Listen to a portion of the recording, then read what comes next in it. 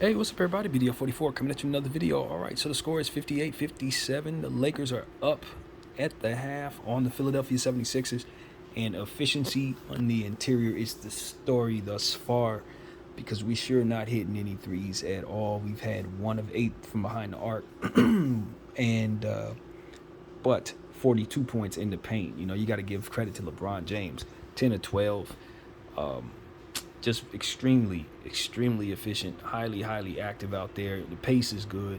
He and Russell Westbrook have a synergy going on right now to close the second quarter, which really was eye-popping plays that they were making that just really helped us. And you could just see where the potential for us to get better with those two is still there.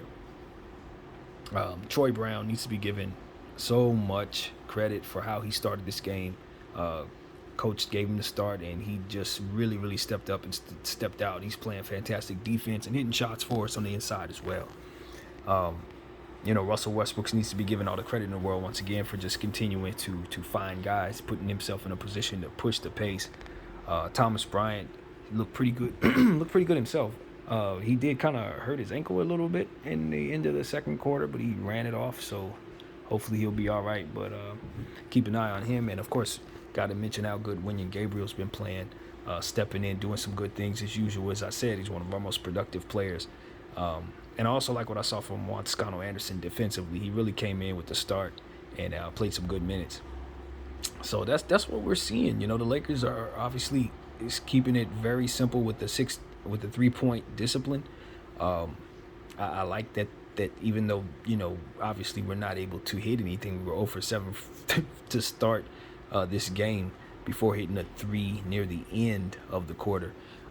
We haven't shot too many. You know what I mean? We haven't put ourselves in a position to where it's allowed the score to get out of hand. And even though we've turned the ball over 5 times, matching their turnover total, none of those have turned into points for them as of yet. So I think that's a pretty interesting stat when you consider a lot of times when we turn the ball over, it turns into transition buckets. That is yet to be the case for the Sixers.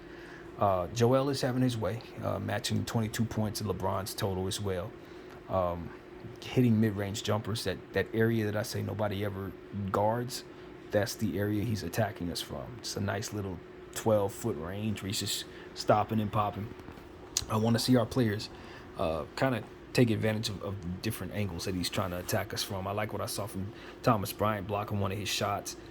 Wenyen Gabriel as well, hit him with some hard fouls. So I think the Lakers are doing a pretty solid job against him. He's just going to do what he has to do, though. He's one of those players, which is why it's important that we match his total with Bron. So this is what I want to see. LeBron James knows what he needs to do. You know, tonight he needed to score the ball and he needed to score a lot.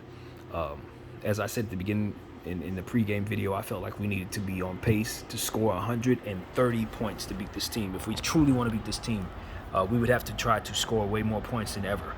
And we're on pace right now for 120, which is good, really good, given the fact that we have the lead.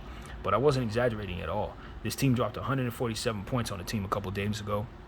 And with the type of offensive talent that they have down there, especially since Tobias Harris decided to play, big shock. Everybody who's questionable does against the Lakers.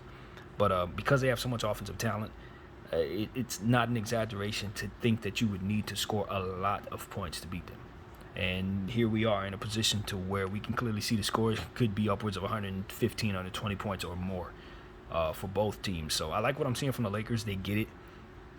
They get exactly what is necessary to beat this team. And so I'm seeing it. Defense is really good. We had some scoring issues, obviously, with behind the rock, but nobody's shooting too many of them. Max Christie came in, bricked some shots. Weren't too happy about that. Had to sit him down. And it was someone else who came in and didn't necessarily have it efficiency-wise.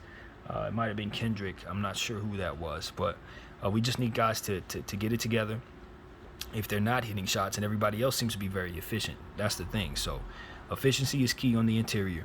But we need to be able to attempt enough three-point shots to keep up with them, because that's really the story. They've hit their threes, and we just can't seem to get off the ground from behind the arc. So I think we're in a solid space, having the lead.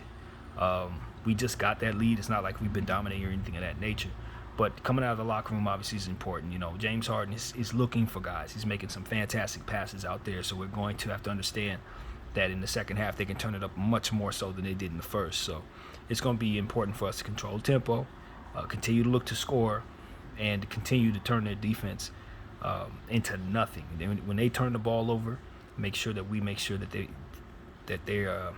capitalizing on those turnovers and vice versa, making sure they're not capitalizing on ours. So take care of the basketball a little better, continue to play a little defense, and just do our best to keep scoring with these guys in the paint, man, because they're not getting any points in the paint on us in comparison. I think they had like 20 something points in our paint, so that's a good thing, man. We're pushing them out of there somehow, and I think we need to continue that in order to see success. So that's what I got, man. Of course, I have something for you at the end of this game as well.